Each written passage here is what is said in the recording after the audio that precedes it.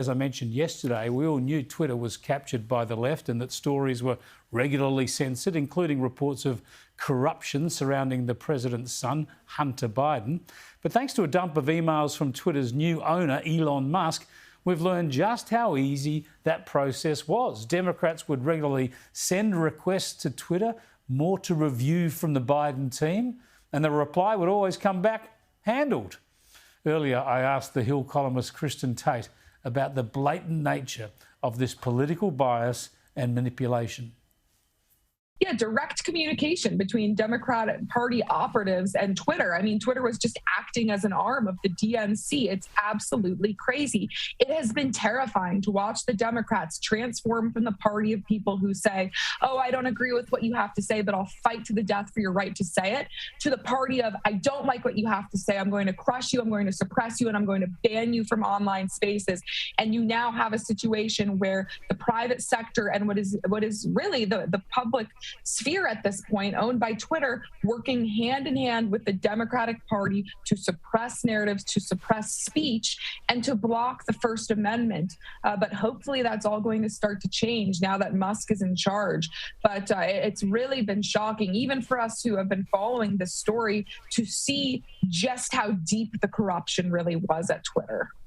Well, I'll tell you what else is extraordinary, Kristin, is the reaction from the White House, because this is a big story.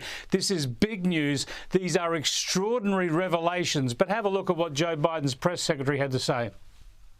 We see this as an interesting or a coincidence, if I may, that he would so haphazardly, Twitter would so haphazardly push this distraction. That is a full of old news, if you think about it. And at the same time, Twitter is facing very real and very serious questions about the rising volume of anger, hate, and anti-Semitism on their platform.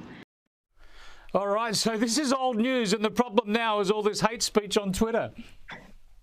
Well, of course, she's going to say that. They've got nothing else to say. They look terrible. But the good news for the Biden administration is they still have the whole mainstream media on their side. And what's been really astonishing, Chris, is as this story has come out, thanks to Elon Musk, journalists in the mainstream media haven't responded by saying, oh, you know, we really dropped the ball on this. We should have been reporting this. This makes us look terrible. Instead, they're attacking Musk and the journalist who broke the story about the corruption at Twitter with the Democrats. That is how corrupt the press and these mainstream journalists are.